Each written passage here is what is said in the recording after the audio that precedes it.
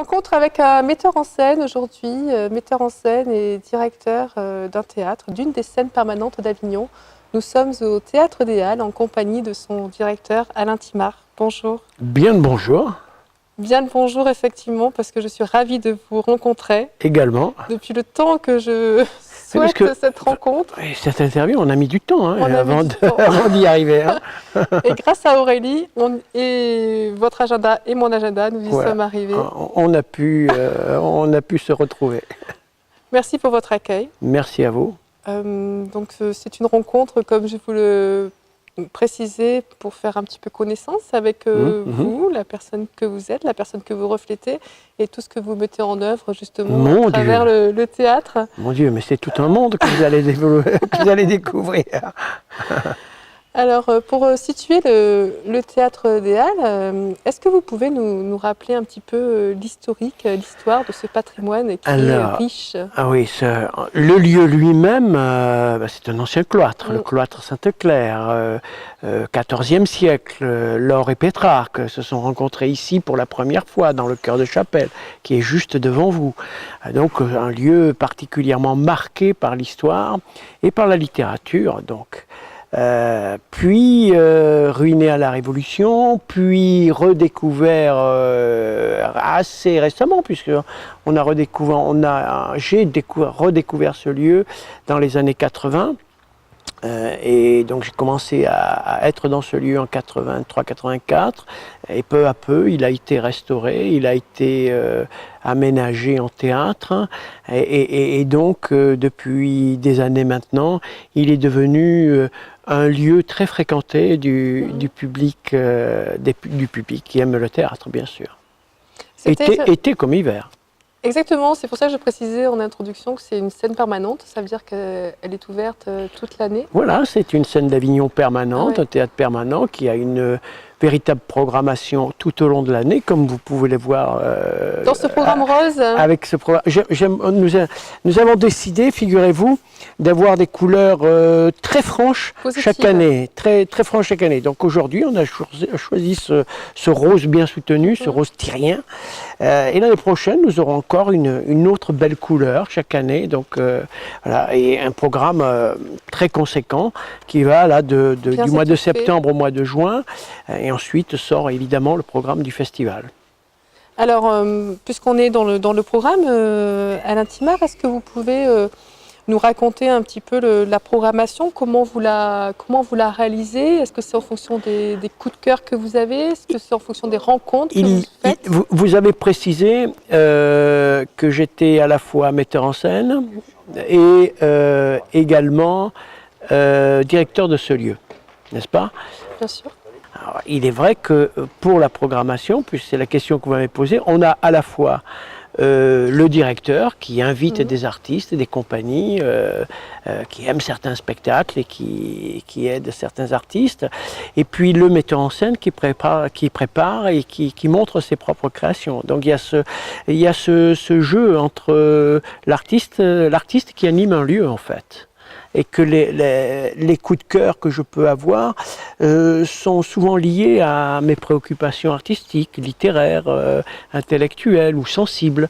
Voilà, et donc pour effectivement avoir une programmation qui se tienne, il faut être très curieux, très ouvert, aller voir des spectacles, rencontrer beaucoup d'artistes, beaucoup de compagnies, beaucoup de metteurs en scène, beaucoup de comédiens, et la programmation se réalise ainsi, peu à peu, au fur et à mesure des semaines et des mois, pour essayer d'avoir quelque chose qui nous corresponde, qui me corresponde d'un point de vue sensible et artistique, mais qui corresponde aussi au travail du Théâtre des Halles, qui est essentiellement orienté vers du théâtre contemporain.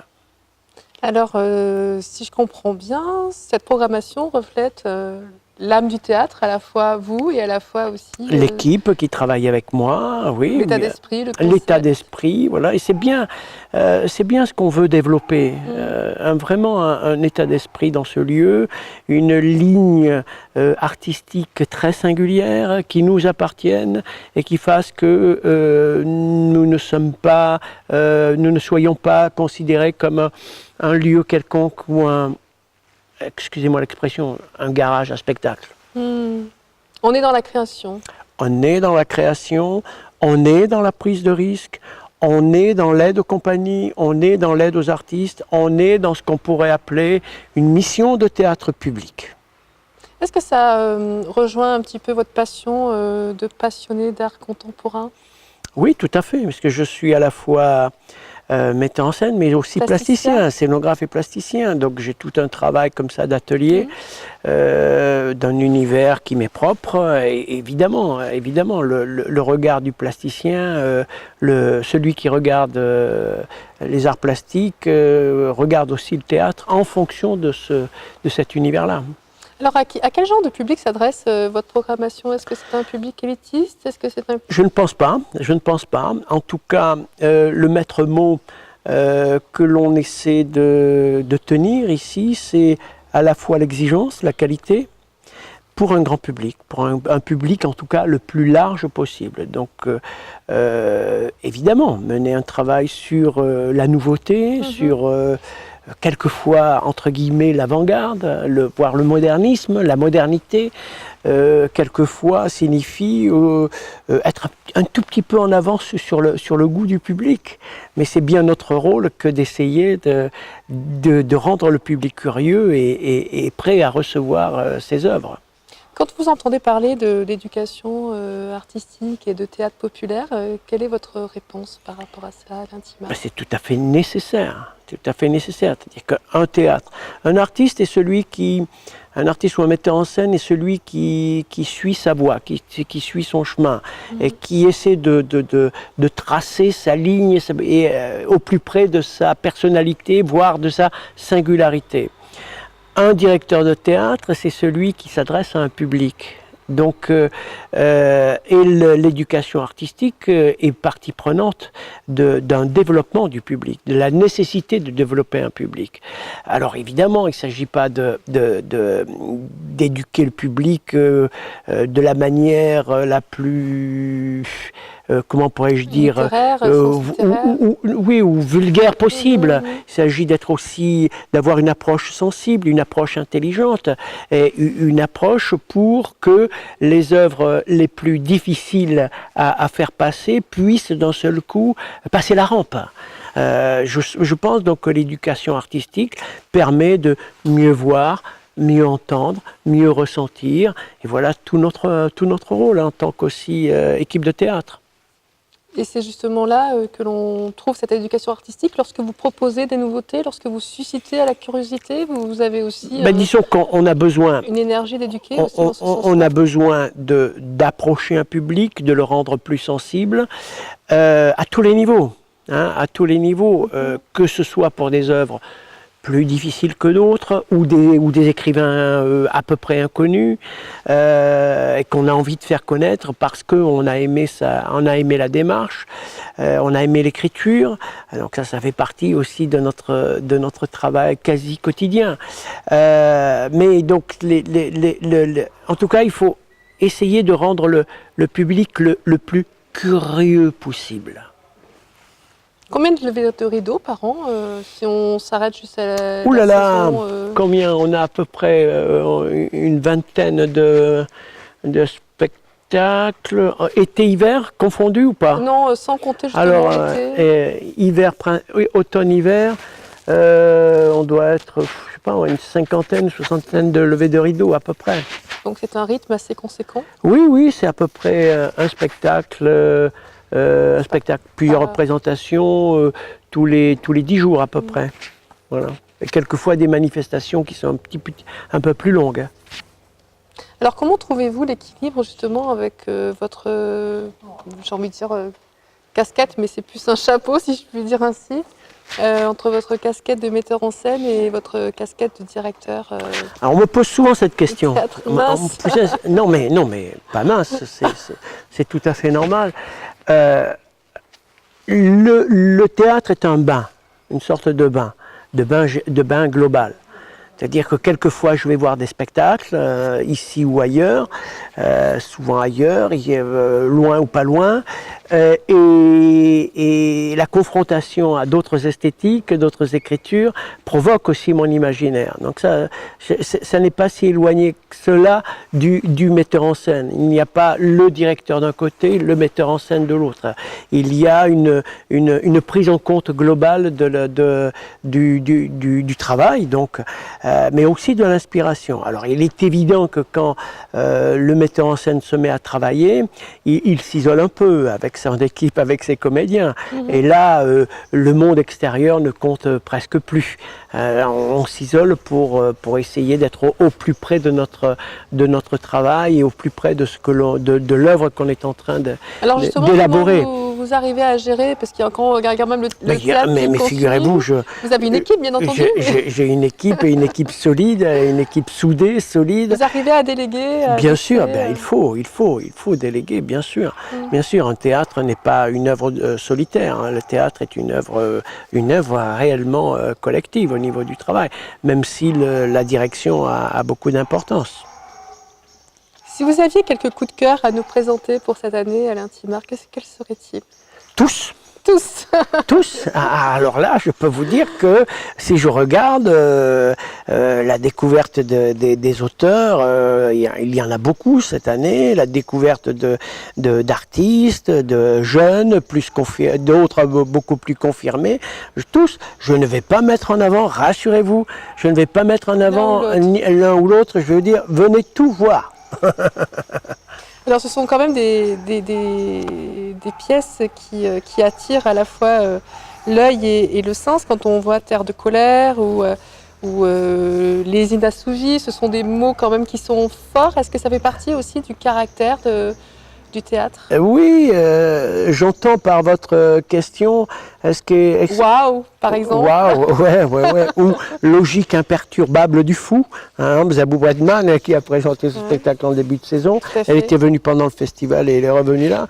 Oui, ce sont à la fois des écritures fortes et une écriture forte. J'ai rêvé la Révolution. Voilà, et en général, ont des titres assez forts, avec aussi un regard sur notre monde, sur notre société et sur l'humanité, bien entendu. C'est, je crois, le rôle du théâtre. Alors, vous allez aussi mettre en scène un opéra, Les Dialogues de Carmélite. Voilà, à la demande donc, de l'opéra du Grand Avignon et de son directeur Pierre Guiral. Donc il m'a invité à mettre en scène, à la fois assurer la mise en scène et la scénographie des Dialogues des Carmélites, donc musique de Francis Poulenc, dirigée par Samuel Jean, voilà. Et une très belle. Le rôle principal de Blanche sera interprété par Ludivine Gombert. Voilà. Donc c'est une très belle aventure. C'est quelque chose que vous aviez déjà réalisé, de mettre en scène un opéra? Et non, c'est ma première. J'avais dirigé du théâtre musical, mais c'est tout à fait autre chose. Là, c'est mon premier réel opéra, ma première mise en scène d'opéra. Donc c'est un événement pour moi. C'est à la fois aussi un challenge et j'espère une belle aventure. En tout cas, une belle aventure et j'espère un beau résultat. Alors, c'est quoi justement qui diffère du théâtre Quand on a une musique de Francis Poulenc, un livret de Georges Bernanos, il vaut mieux se mettre à leur service plutôt que s'en servir. Certes, le metteur en scène... Mais c'est le rôle du metteur en scène quand même de se mettre au service de l'œuvre, comme du directeur musical. Oui, mais regardez les spectacles autour de vous, le théâtre autour de vous. Quelquefois, les metteurs en scène se servent plus de l'écriture ou de la musique, s'ils font l'opéra, que l'inverse. Je pense que vis-à-vis de Poulenc, vis-à-vis de Bernanos, il vaut mieux service. Mais cela n'empêche pas d'avoir une vision, d'avoir une idée, d'avoir une direction précise au niveau de la mise en scène et de la scénographie, ce qui est mon cas, je crois. Alors justement, de mettre en scène cette première œuvre opératique dans votre ville, est-ce que ça a une résonance particulière pour vous ? Cela prouve que la ville me fait confiance, hein. En tout cas l'Opéra du Grand Avignon me fait confiance. Cela prouve qu'il pense qu'un metteur en scène de théâtre peut apporter une note supplémentaire ou une note complémentaire à cet opéra. Alors justement, est-ce qu'il y a d'autres créations que En vous ce qui êtes me en train concerne, de mettre en scène justement? je peux vous dire, je peux vous citer tous les projets que j'ai jusqu'en 2020. Allez, d'accord.